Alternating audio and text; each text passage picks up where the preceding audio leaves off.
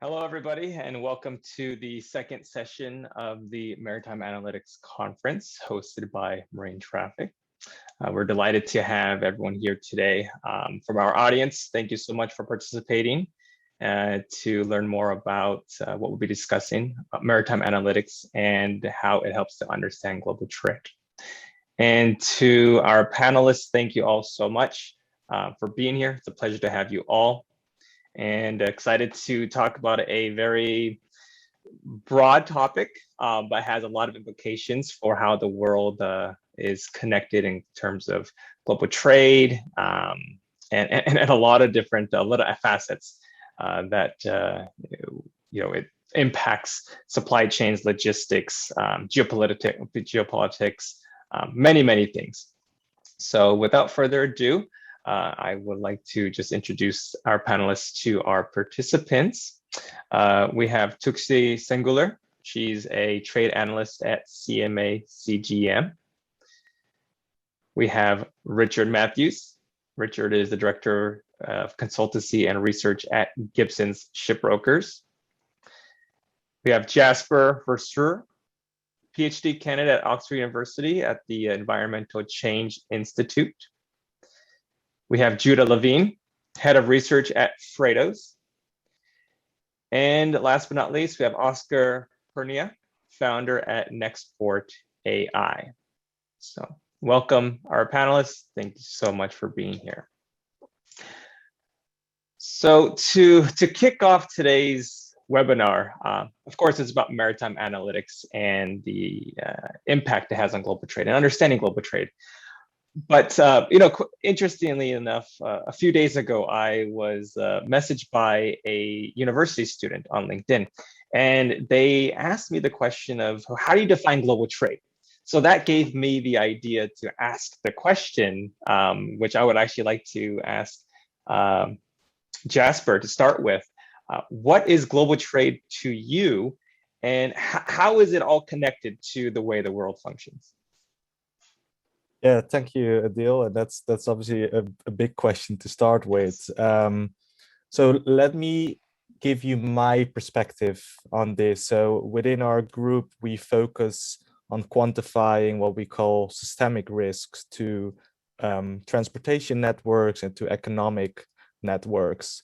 So how you can envision this is saying, okay, there's a certain network that causes something to be interconnected with each other in terms of trade. You connect one country with another country, but I like to think about trade, like take it one step further and think about like what does trade actually mean? And in a sense, trade is actually more means to an end. It's about connecting supply chains in one country to another, and trade is just the way that these supply chains are connected with each other.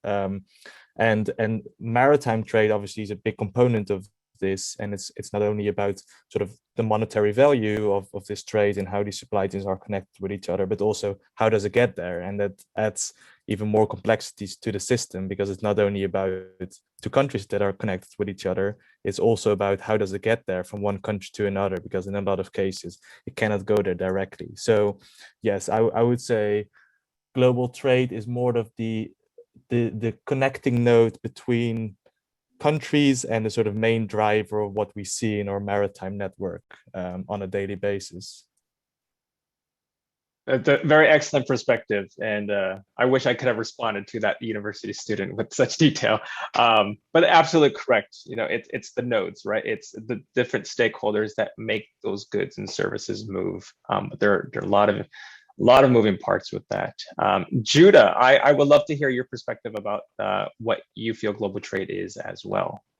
Yes, I think as Jasper said, it's a very big question. He gave a very eloquent perspective. Just a little bit about my perspective. So I'm head of research at Freightos, and we are a logistics technology company.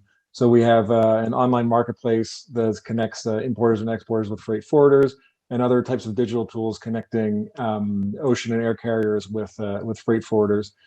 So I think my perspective really looks at the freight aspect of it, kind of the international logistics part. You know, the number thrown around is like $19 trillion in goods is what is, you know, crosses borders in global trade, which is tremendous. The ocean freight carries about 90% of those goods by volume.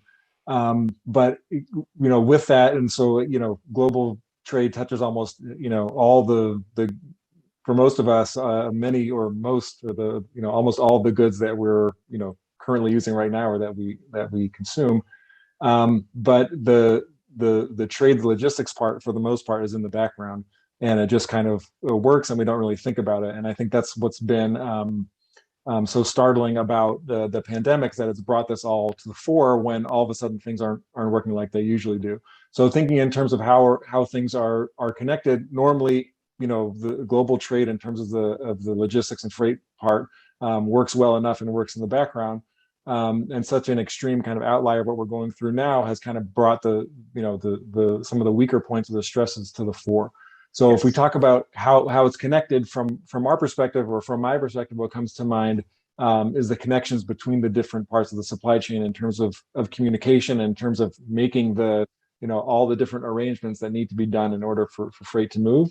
And as an industry, there's really been a lag in terms of how much is digitized. So a lot of the communication between different parties will still be done by email or sending Excel sheets or PDFs or phone calls. And a lot of that, as in many parts of, you know, not just in logistics, but in the world, the ways that the pandemic has changed how we behave has served as a catalyst for other trends. So we're seeing more of a turn towards ways of communicating and executing things in low touch digital ways, which is certainly something that we've witnessed over the course of the pandemic. So I think it's very connected, and it, you know, it works very well, but there's a lot of places for improvement that kind of during the pandemic has highlighted. No, yeah, definitely great points. And, you know, as you mentioned, because of what COVID has done to our supply chain, a lot of these gaps, pain points have come to the floor. And, you know, what do you believe is the people's general knowledge of the supply chain? Do you feel that they have a good understanding of what the supply chain and global trade really entails, or there's still some that lack of knowledge because it's very complex? And I remember a recent quote from President Joe Biden, at least here in the United States, that, you know, he mentioned that no one can actually explain to me how the supply chain truly works in a clear, concise manner. So what is your opinion about the knowledge and the awareness of the supply chain and the global trade to the average consumer? Yeah, so I think, you know, like I said, normally we're all used to it as consumers of just working in the background. And especially, you know, if we talk about not the international part, but the last mile part, you know, we've become used to, you know, clicking a button and things arriving at our doorstep, you know, in a matter of hours, or at least within a couple days. So no, I think we're all, you know, kind of have a very cheerful, you know, a blissful ignorance about what goes on because normally it works so well. But yeah, it's extremely complex. There are parts of the supply chain that are extremely consolidated. There are other parts that are extremely fragmented. And just the actual, you know, the physical moving of goods and the different players and the different ways that all these things are moved and organized. Yeah, it's certainly very complex, and it's something that normally we don't have to think about. Right. Like I said, kind of the additional stress has also been kind of a catalyst for innovation, of trying to find ways, you know, not only to protect the supply chain when in another, whatever the next crisis is, but also to improve operations and see where there were inefficiencies that could also improve things even when there is no crisis. Absolutely. And that digitization, we'll definitely talk about that, and we'll be discussing that with Oscar for sure. But what I like to do now, thank you, Judah, is for the audience, we are going to run a quick poll. We will allow this poll to be up for 30 seconds. It should be appearing on your screens right now. And once you have answered, we will have our panelists comment on these results. So poll is live, so please go ahead and vote, and we'll check back in about 30 seconds.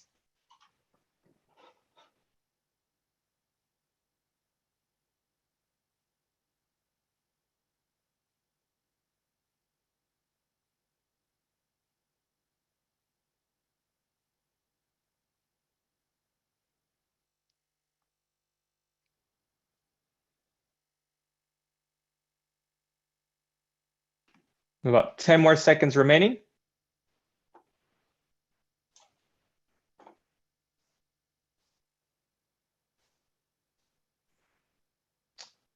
And I believe the poll will end now. So let's see these results.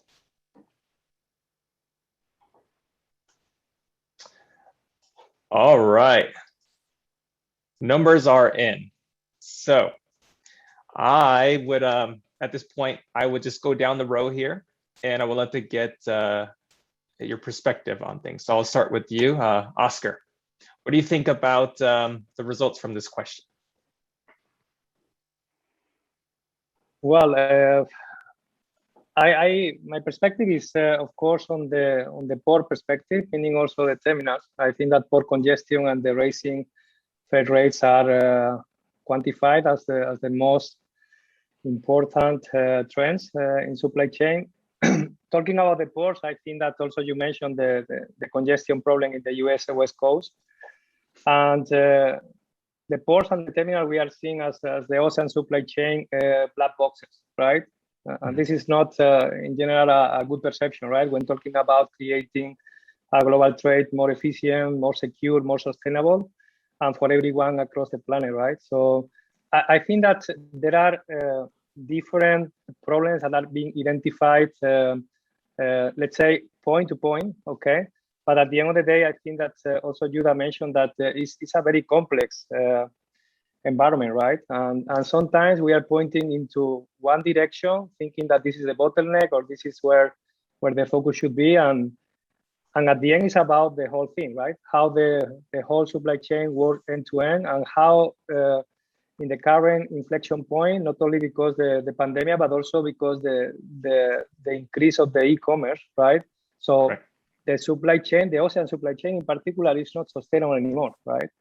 And then the ports, of course, are facing a huge congestion problem, coordination problems, stakeholder fragmentation, and all that. So in general, I think that we have, as ports, we have a great responsibility on sustainable development for the global trade, but in general for other areas like climate change and so on.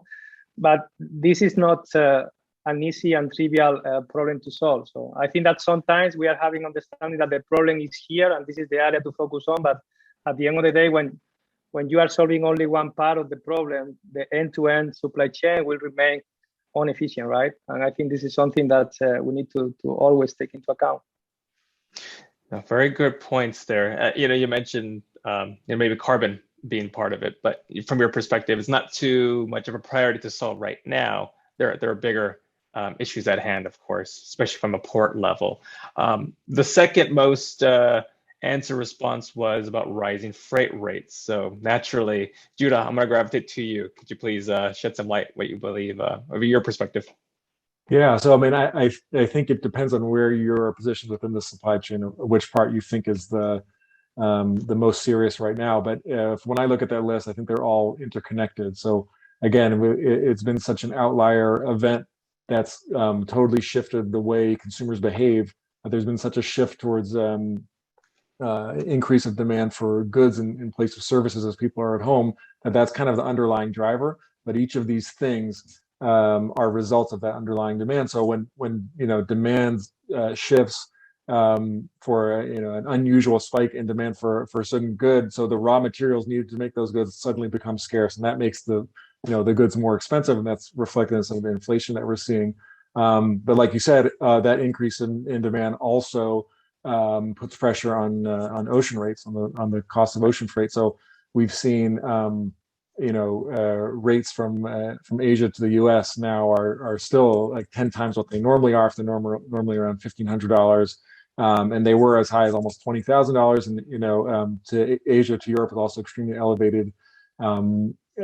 So all these things are connected, and that additional demand also, the ocean carriers, at least from Asia to the U.S. as an example, have added a significant amount of capacity to try and meet that demand. But even even if it's relatively easy to add ocean capacity, it's not as easy to increase the port capacity that has, is limited to what's already there. So that results in that port congestion. And so if I had to say what the most significant choke point now, it would be that port congestion, which again is kind of a feedback to all these other things. When the ports are congested, and ships, as we have off the coast of California, there are more than 80 ships waiting there, holding a tremendous amount of capacity. That capacity essentially is being removed from the market. So even adding capacity to it, it's essentially not being used, and that puts additional pressure on rates. And I think the specific choke point now, as I think Oscar was talking about, is the pressure on the ports themselves, the container yards themselves, which are, if there's no space for containers in the container yard, then the arriving can't be unloaded as quickly. And this backs up into all the kind of problems we're having inland. So it's kind of, as the supply chain is, so is the supply chain problems. It's kind of all interconnected. What ultimately will make it go away is when we have some kind of shift back towards normal consuming patterns. But interestingly, there's been a tremendous increase in demand on the Trans-Pacific, so from Asia to the US. But Asia to Europe, there's been increase in demand, but not as dramatic, but there's still very severe port congestion. So it also shows just how,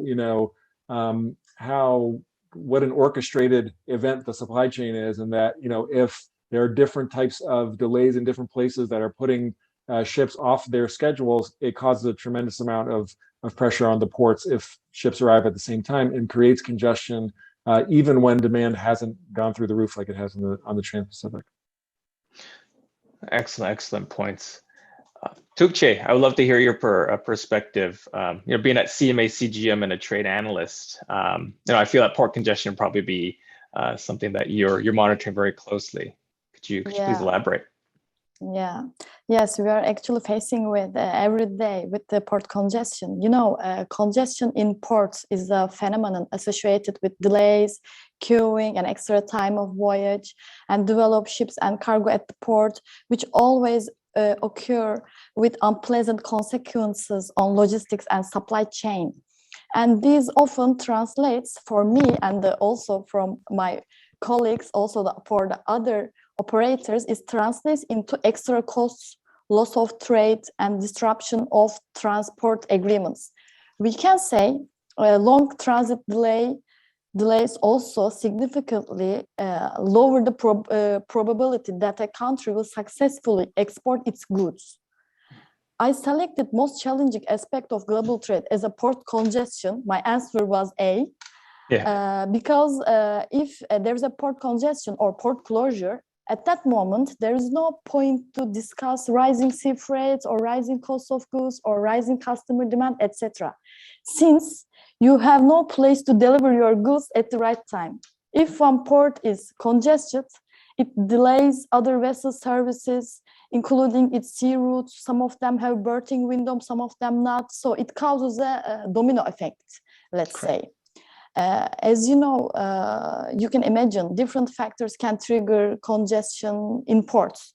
So like typical causes of congestion can be bad weather, which stops ships or cargo operations, work stoppage at the port like labor strike, sudden increase or peak in trade demand between certain countries or regions.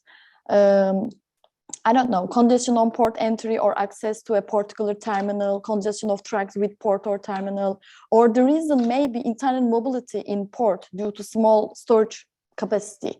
Even public holidays can lead to a port congestion. And due to these kind of reasons, we are facing with port congestions very often. So we should try to reduce its effects, since port congestion lead a big trouble for liners, terminal operators, customers, traders. Actually, it's an economic threat which concerns everybody. Thank you. Yeah, absolutely, it does. And one thing I want to ask you a little later down the road is when we talk about congestion, the factors that can contribute to it. The Ever Given took place, and I'm sure you have really good perspective on that, and where Maritime Analytics probably plays a role in your field. So we'll definitely discuss that question a little further down. Richard, do you have any comments on the results from this poll? I feel a little bit like the odd one out here because, you know, we're mainly talking about containers, but I work primarily in tankers, and there is no port congestion in tankers, and freight rates are not really rising. You know, most in our market, you know, we as brokers facilitate the movement of cargo, so that's our role in the global trade puzzle. And at the moment, we're in a situation where we still have levels of demand for the tanker markets lower than what it was in 2019. And of course, the fleet has grown through that period. We have very little congestion, maybe a little bit off China, but you know, that's driven by different factors. You know, you guys are talking about not having space to store containers on land. When we look at the oil market, we've got all the space in the world to store as much oil as we need, but there's just not as much oil being shipped. So we wish we had port congestion, like you guys have. Like, we really want that. We need something to help lift the freight rates to higher levels. But for us, I think at the moment, you know, probably looking at the short-term biggest factors, it's probably more geopolitical now. So we're looking very much at what may or may not happen between the US and Iran in the next few weeks when talks resume. Sure. And we're also looking at what might happen following the Venezuelan election. So our perspective is certainly very different at the moment. But we could be in a situation in a year's time when demand has continued to recover in the oil market, that we do start seeing perhaps more congestion, more delays, and certainly we hope rising freight rates. But the container market may be printing money at the moment, but the tanker market is burning money, I think is the way to put it. You know, that's interesting that, you know, you point towards more geopolitics being a factor, but what about rising consumer demand? You know, we're, at least here in the US, there's a big holiday season. There's a lot of people going to be traveling, etc. And gas prices here have been rising significantly. But do you believe rising consumer demand can have some type of impact with the tanker trade? Yes, certainly. I mean, we are seeing demand recovering, but you know, the big issues we have at the moment is there's a big lack of aviation demand still. So anyone who goes through an airport can see there's not as many people there as there had been, and that's one of the last pieces of the puzzle in terms of bringing the oil market back to where it was pre-pandemic. Of course, longer term, we could talk about decarbonisation, but if we're talking about right now, in the next 12 months, that's not really going to be a factor for our market. But we just need to see international travel returning to normal. And of course, we've still got parts of the world that have a zero COVID policy. So China's a big part of that, but other Asian countries as well being more cautious. So you look at the US and you look at US gasoline demand, for example, it's exceeded pre-pandemic levels, but the US is a very different picture to other parts of the world, particularly in the East. Thank you. Very, very insightful. Jasper, do you have anything to add? Yeah, I mean, a lot has been said already, but just to like pick up on like three short comments. I think the first one, we're seeing sort of the trade-off between efficiency and resilience in your network. And I mean, the difficulty with this is that efficiency you directly see in your balance sheet, because you make things efficient, your profits will increase, etc. The issue with resilience, you will only experience this when something happens. So it's always hard to sort of quantify what are the benefits I see on a daily basis by, you know, changing to a system that can be more expensive. So it's like dealing with these low probability event, which I think, you know, we've seen with the Suez blockades, with COVID, that maybe the companies that have embedded this resilience in their supply chains, you know, they've been better able to cope with it. Second one, I think, as sort of already been mentioned, the interconnectivity of the system. And as Judah sort of outlined, you know, if something happens in the port of Los Angeles, it just doesn't stay there. It's different actors in different part of the world that will react to this. And you know, we need to have the information available to make quick and fast responses to these things. And I think we'll talk about this in a second. And absolutely. I think the third aspect that we touched upon is sort of the uncertainties in the system as well that ports have to deal with. If they're planning for capacity, it's often, you know, something you kind of want to plan on a 20 or 30 year basis, because, you know, planning takes a lot of time. But as we see now in the last year, things can change very rapidly, and these uncertainties are very hard to sort of, embed in your traditional long-term planning cycles, which means that naturally you're not able to respond to it very, very quickly. So yeah, these are my takeaways from sort of what has been said. Thank you. Like you mentioned, more real-time data seems to be what's needed because things change rapidly. And so this takes us into, of course, AIS data from vessels as a component of maritime analytics. And we'll be talking about that now in terms of digitization. But AIS has been and is utilized these days to really help understand trade movements, understand and plan for inbounds, outbounds, see how the market's reacting, and make a little bit more actionable decision making.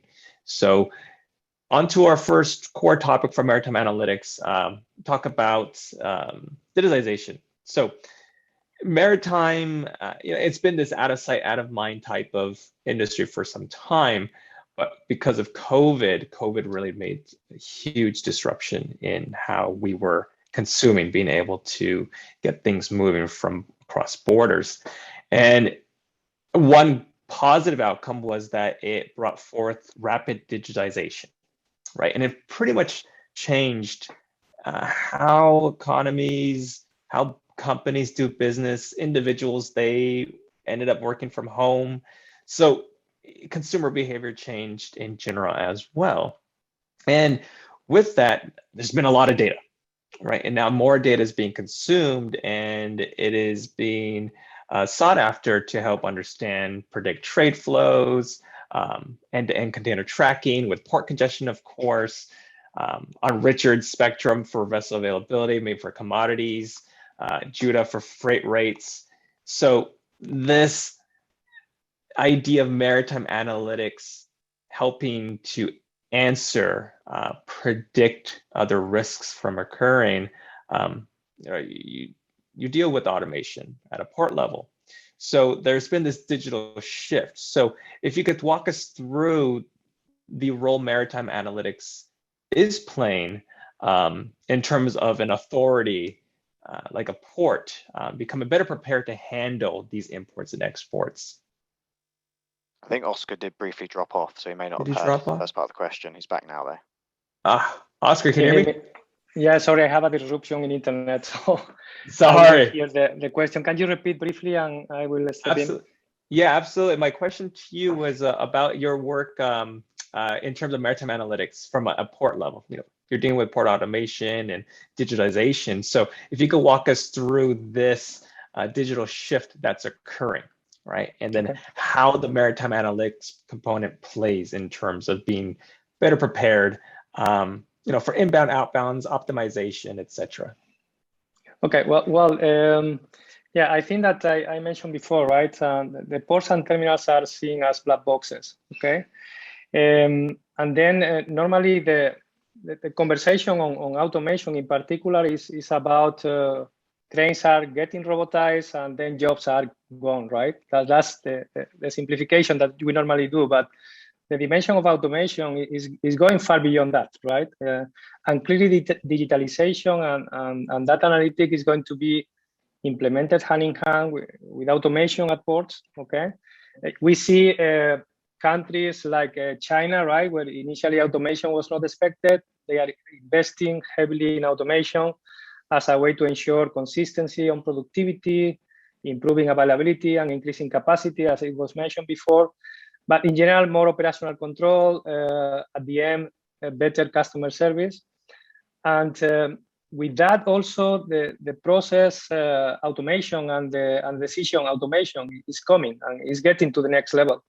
Again, together with the supply chain and port digitalization, and we see this growing enormously in the coming years. Every single port that we are talking to, our initial focus is more educational on accelerating the introduction of artificial intelligence in those ports, is really focused on a smart port. But then when starting the smart port plan, most of the ports doesn't have a clear roadmap to get there, right?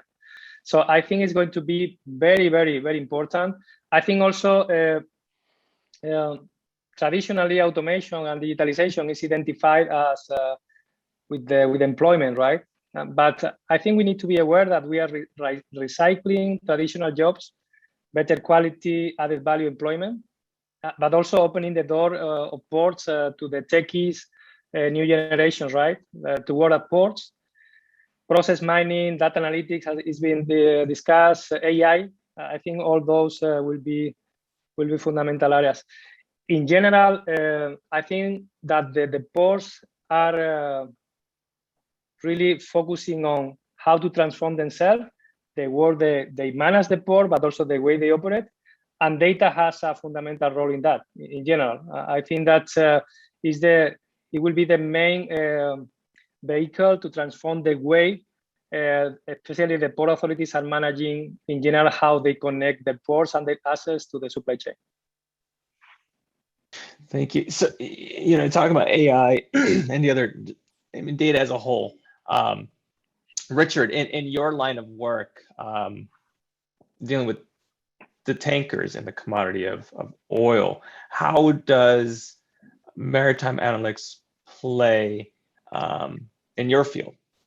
How are you able to gain insights, understand, identify disruptions? Can you talk to us about that? Yeah, sure. I mean, look, we've used AIS data as a starting point for over a decade now. But I think what's really changed in the last 5 years or so is how we use that to understand, firstly, historic trade patterns, and that's how we sort of started to use it initially. But now more bringing that forward into the real-time analysis. So you go back 10 years ago, if we wanted to look at how supply and demand is changing, we'd look at government trade statistics, which maybe 2-3 months after the event, and maybe good in some countries and terrible in others. And that had a use, fine, for historical modeling, but it didn't really help us understand almost like real-time changes. And I'll give you guys an example of this. So if we go back to March and April 2020, in March, the world was going into lockdown. The oil market was going into complete turmoil, perhaps a bit more like the container market is right now. And we were seeing a huge collapse in demand, but we were seeing a big increase in supply for geopolitical reasons. And using Maritime Analytics, primarily AIS trade data, we were very quickly able to understand on a day-by-day basis how trade was changing and where these cargoes were being diverted to, where they were being stored. We were able to look at fleet capacity in a near real-time basis, how many vessels are laden and sitting there with nowhere to place that cargo. And then we were able to bring in our own proprietary data as well in terms of knowing what's going on the chartering contract side, to really have a very real-time understanding of, firstly, cargo flows, trade, then take the corresponding impact on overall vessel demand, but also build a real-time picture of vessel supply and see, is the market tight? And if the market is tight or there's not enough vessels, we could see a very sharp increase in freight rates. But then we were able to very quickly use that data to understand when the dynamics were changing again, and then use that to advise our clients on where we saw freight rates going and what they should do in terms of their chartering strategies around that. So it's really kind of made the analysis we do much more real time rather than retrospective. No one wants to know what's happened. We all know what's happened. It's what's happening. And that's how things have changed for Maritime Analytics. Certainly in my time, being with Gibson's for 7 years, the amount of data we've consumed and how we've consumed that data has changed exponentially in just that time period. Great point. So that is a very good transition to Tukche. As Richard pointed, it helps understand the idea of what is happening, right? That more real-time perspective of trade. You were talking about congestion earlier too, and in the terms of the container world, of course, the Ever Given, right? How did that play out in your world in terms of maritime analytics using AIS to really understand what the impact will eventually be given a blocked out choke point? Major disruptions took place in the global supply chain and impacted global trade. And, it was a rough start to the year for shippers and carriers around the world. As you know, in March, the Suez Canal was blocked for 6 days after the grounding of Ever Given, which is a 20,000 TEU container ship, and the canal which separates Africa from the Middle East and Asia is the one of the busiest trade routes in the world, with about 12% of the total global trade moving through it. So yeah, it is really important, and it's really a big, I mean, like terrible 6 days for us. These 6 days closure prevented an estimated the world estimated $9.6 billion worth of trade. And, you know, it is actually 369 ships were stuck and waiting to pass through the 193 kilometers. So some vessels have been rerouted to avoid Suez Canal. That was adding around 8 days to their total journeys. And as we can see that international trade is influenced by many events, such as economic, financial crisis, politics, natural disaster, even pandemic, and also technological change. Among these, one of it is the thing that we can able to improve, which is the technological change, the digitalization side. For instance, using some platforms that can enhance efficiency in optimizing operational and transactional and storage systems in the ports. And I think the ports should adopt accurate programming of ships' arrival, anchorage, and departure from the ports to avoid bunching of ships waiting around. Or daily average arrival and departure statistics of ship call in all the ports need to be maintained to enhance programming of ship arrival and departure in line with the port capacity. Or like, how can I say, berth specialization should be upgraded to enhance operational efficiency of terminals and to optimize berth occupancy. So yeah, I'm reading a lot, and experiences shows that digitalization can make a significant difference by planning, like for instance, tug and pilotage services in a way that helps increase reliability of vessel departure or arrival times. For example, when AI-based software was implemented by the Indonesian port of Tanjung, average waiting times for nautical services shrunk from 2.4 hours to around 30 minutes. And yeah, algorithms powered by artificial intelligence can optimize planning and ensure people and assets are available when and where they are needed. Most importantly, digital tools can swiftly reallocate resources, like if a vessel's ETA changes. So yeah, I mean, what can I say? I have lots of things to say about it, but yeah, we should focus on digitalization. So there's clearly a lot of value, right? Even Yeah. in terms of the data, and it looks like you have a lot of good insight too. I feel like you and Oscar should connect after this too and discuss more about optimizing ports. Judah, for maritime analytics and in your trade, right? You're monitoring, you're researching the market, you're gaining market intelligence, you're understanding how freight rates are evolving, changing on a day-to-day basis. Where is the value in maritime analytics in your field? Yeah, so you know, from my particular perspective, we try and use the insights and data that we have access to give kind of visibility on what's going on in the market, and that data is used or those insights are used in a lot of different ways by a lot of different players. One of our main contributions is through the Freightos Baltic Index, which is an index of spot rates for 40-foot containers on a lot of different lanes. But the Freightos Baltic Index, the FBX itself, is kind of a byproduct of digitalization in logistics. So the index came about because through one of the products of the Freightos group, that is freight rate management. So it was very difficult for carriers and forwarders to share pricing information in an effective way, and for it to be accessible.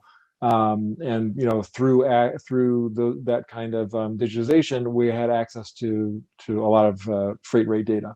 So that's the one thing that kind of was a byproduct, and it was something that there wasn't a lot of visibility. So pricing traditionally been opaque, and the development of different indices has really helped that situation. So from our perspective, for the FBX, for example, it gives us visibility into freight rates, and on the one hand, it reflects the reality. So it can kind of the freight rates have done a very good job of telling the story of what's happened since the start of the pandemic. So early on, rates were dropped or were level when kind of the world was shutting down, especially in the initial outbreak in China. And then things kind of started to recover, and then there was a lull. And the anticipation was that the world is going into recession. Global trade is going to suffer, and then all of a sudden in June of 2020, we saw freight rates start to increase, and they doubled between June and September, which now seems like a pretty quaint kind of increase. They increased from $1,500 to like $3,000, $4,000 per container from Asia to the U.S. But that was kind of the first indication that there's been some kind of real shift in demand.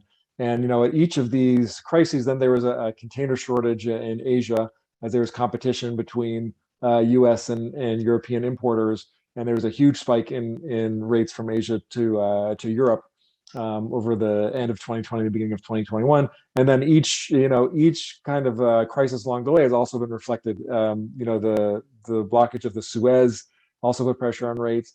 And then the most extreme example has been this year's peak season, especially from Asia to the US. Rates were already very high at about $13,000 per container, where they're normally about $1,500 for the Trans-Pacific. And with the addition of peak season demand that started towards the end of July, with the growing port congestion, which then made that port congestion worse, there was a 70% spike. So each of these things that were happening are reflected in freight rates, and kind of do a good job of telling the story, and letting people in the industry what's the going market rate, and make sure they're getting value there. But it also can be used as a leading indicator. So there's a lot of interest from people in finance and what's going on in these as kind of a leading indicator of where demand is right now, because goods that are demand for goods to be shipped overseas, that's going to take some time. And so that's an indication of what retailers are expecting in terms of consumer demand and things like that. So it definitely is also contributed to as a kind of near-term leading indicator as well. So that's kind of one of the main things that I look at in terms of data analytics and or maritime analytics, and how they're contributing to kind of insights that we might not have had before. We also have visibility into how importers and exporters are behaving. So we have as I mentioned earlier, we have a marketplace that connects shippers and freight forwarders, and we can kind of see how our importers behaving, what modes are they preferring, things like that. And we also have visibility into shipment duration. How long is it taking things to get across the ocean, or in different modes as well. So that's also been kind of reflective of what's going on. Typically, or let's say in November of 2019, it took something around 40 to 43 days for an end-to-end ocean shipment from Asia to the US. And we saw that number rising throughout the summer, and now in the last couple of months, it's been 73 or 76 days. So that means that orders that are arriving now have taken 76 days to get there. And that also has been kind of reflective of people's reality, as retailers are trying to get goods, receive goods in the time for sales events, like we have the holidays coming up. But it's also kind of let people determine, well, if I know the ocean is going to take that long, and that's not just the ocean segment, it shows how congested the inland portions have been as well.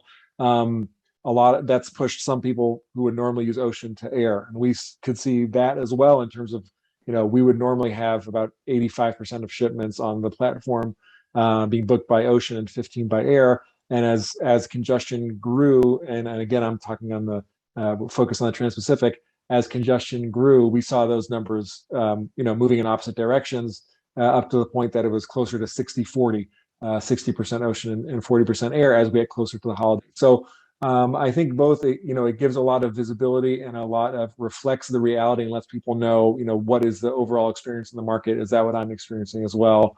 And also helps people in the industry make decisions. But again, depending on what the data is, it can also be used for larger kind of economic purposes and understanding where demand is and where it's heading. Oh, very, very, very great points, especially with that visibility of what's happening between ocean cargo and then air cargo and that shift there. I've been seeing some questions coming in from the audience, and I've been seeing a lot of comments, especially are there leading indicators pointing towards when freight rates might be coming back down to a more normal state? Are you seeing something happening take place? Is it still too early to tell? Yeah, so in the last couple of weeks, there's been a big drop off. Again, talking about the Trans-Pacific, there's been a big drop off in rates. So we had, a peak of $19,000 or more per container from Asia to the U.S. In September. As I mentioned, July there was a big spike up towards September, and rates more or less stayed at that level for a couple months. And then just in the last couple of weeks, we've seen a significant drop back to about 13,000. So about a 25% drop, which is significant. And on the one hand, that's a positive sign that rates are easing. On the other hand, this is just an exaggerated example of what happens every year around peak season. There's an increase as we get as orders are made in time for the holidays, and then as the holidays are arriving and it's the goods that you need either are there or they aren't yet, then there's a drop off in demand. So I think we're still seeing some seasonality, but we're also seeing that rates are staying still extremely elevated, 9 times what they would normally be. And I would say if we're seeing some of that seasonality, they have come up and gone up and come back down with normal patterns, albeit exaggerated in terms of the degree of the rates.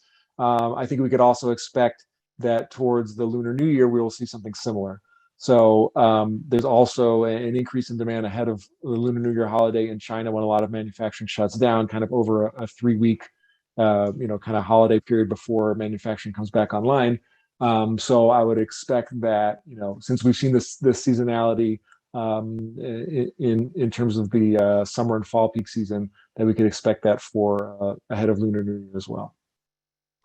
Very good insight. Thank you. Thank you for explaining more on how that's impacting a lot from the freight rate side. So I have a lot more questions, but unfortunately we don't have that much time. So I'd like to move us over to some Q&A from the audience. We picked out a couple questions that I believe are really pertinent to the topic here. So the first question from our Q&A is, AIS has developed a great deal since its introduction as a safety feature. Of course, for collision avoidance was its main core objective. What's the range and bearing from another target to me as a vessel? So the question is, can you give us some examples on how it's being used to help analyze global trade movement? So anyone feel up to answer that question? Yeah, I'm happy to take that one. Yeah, I think it sort of goes back to the comment that Richard made initially, where in the beginning everyone's sort of using AES data to look at the past and say, you can do some pretty cool things with this. You can analyze this historical trade patterns. But then I think, with COVID and the rapid increase in or paradigm shift in getting these like real-time indicators, AES has really been like pushed to the forefront of like, can we provide reliable indicators alongside official statistics? So my personal, like, it's not a substitute for official statistics, but it can really give you insights in global trade. And as an example, we used to sort of analyze global trade in real time using AES data by analyzing vessel movements all around the world. We just finished a project with the IMF for Pacific Islands, because as Richard said, sometimes official statistics only come in after a couple of months, and this is a particular an issue with some of the Pacific Islands where it can take up to a year. So if you know, the IMF or another organization try to help some of these islands, it is good to have some sort of idea what's happening at the moment, instead of what's happened, you know, a year or 6 months ago. And you know, we've showed that actually, like, this AES data can give you a pretty good insight in what's actually happened, not just in these very big economies that we've talked about, but also in the places that are small, limited statistical capacity, but are extremely reliant on maritime transport or global trade in general for their economic functioning. So I think, yeah, that's really what has really been very useful. Thanks, Jess. Yeah, I saw this question just popped up. This is a good plug for you. Somebody was inquiring about when this IMF study, this research paper that you conducted of the Pacific Islands, how can they get access to it? So we want to do a quick plug, let them know where to find it. Yeah, it's online. It's available. I will put a link in the chat in a second. Great, thank you. So second question. Do you see satellite imagery acting as a key data source for giving a more real-time perspective of port congestion? And there's a follow-up to that. Do you also consider it to be a data source that will help overcome other challenges as well? I know we talked a little bit about port congestion, but anyone want to answer that? Maybe Oscar? Well, for us, just to repeat on the AIS data is the fundamental starting point for all the smart port platforms that we are helping developing. Okay, why is that? Because it's raw data that is providing a lot of information regarding the vessel behavior, right? And the vessel movements and how the marine part of the port is being managed, right? It's not only about the carriers, but also the technical services like tugboats and moorers and pilots and so on. So it's been very, very helpful because you combine many of the ports we are working with has the AIS data connected to geofencing. And then with that, you can track and trace all the events that are important at the port call optimization level. Then on top of that, and to the second question, we need more data, especially for the ports. The ports are almost blind for the land side, for evaluating the land side, trying to look back and evaluate how the port land side was behaving, but also how the tracking community and the people managing the tracking communities as well are behaving. What kind of behavior do you see that? So for that, we are finding EDI messages, very rich information, because actually when you focus on container shipping, EDI is basically the single source of truth, where all the information components are up to date, right? And on top of that, of course, the TOS, the terminal operating system from the terminals, are providing a lot of information for the estimated completion, but also dwell times and so on. So for us, it's not only about one source of information, but actually an effective combination of different data sources that can provide the ability to analyze data, but also to learn, okay, from past repetitive patterns, and also very good, very important capability that the ports are looking and the terminals as well is how to look forward, how to look ahead, and not only 7 days, but 1 month ahead and so on, so they can much better plan. You talked about the ports being blind, and one question that comes into my mind is, do you believe that, and the need for more data, of course, but is it a data sharing problem? Is it the lack of proper partnerships? What could be contributing to the blindfold? Well, I think that in general, we have a standardization problem in the industry, right? So the different ports are using different data semantics and nomenclatures and so on. So that's a basic problem we have. ETA is being debated in the different ports that we are working for. Right? What ETA means, right? Yes. But also when you are moving into the land side, as the supply chain in the land side is so fragmented, it's very difficult to find data. Okay, so only the ports that are investing in RFID or geolocation system, GIS data, by the way, is being also very helpful on that, because you see companies like Esri, but in general, any GIS provider that is getting into putting data in value in terms of how the position of the different assets are helping on coordinating the overall supply chain. No? So yeah, in general, standardization is a problem. Then the lack of, let's say, precise data in real time, okay?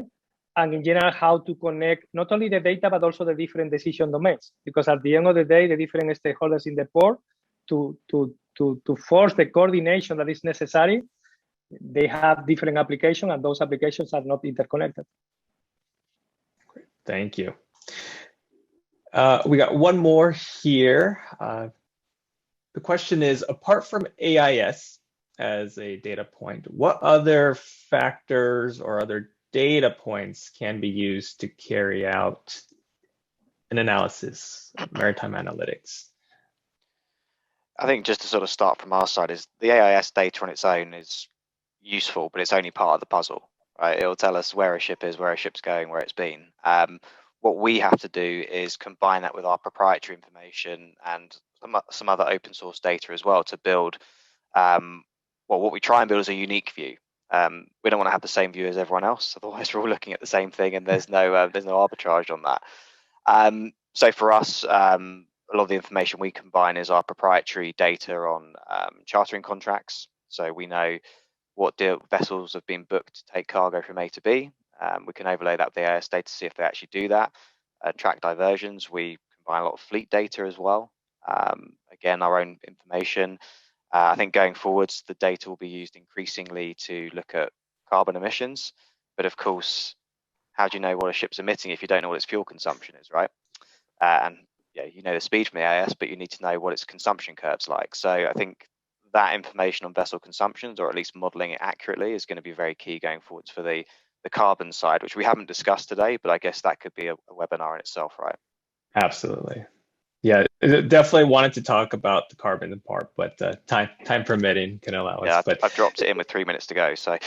Yeah, no, we'll definitely plan for that for the future, and I know exactly who to bring back in. Jasper, I'll definitely have you on that as well. But since we have a few minutes remaining, I don't think we really have time to answer another question, but I'd like to just go off the closing remarks and say thank you, Tukche, Richard, Jasper, Judah, Oscar, for being here to discuss in brief and in short what global trade is and how maritime analytics plays a significant role, as we've heard from your perspectives, to determine what is going on in the world. So we really appreciate your time and insights. And to the audience, we appreciate you being here. Just a quick plug from my side, marinetraffic.com. We're a maritime intelligence platform, so give us a look. And I hope everyone has a great day. Thank you. Thanks for having us. Thank you so much. Thank you. Thank you, everybody. Thank you. Bye. All right.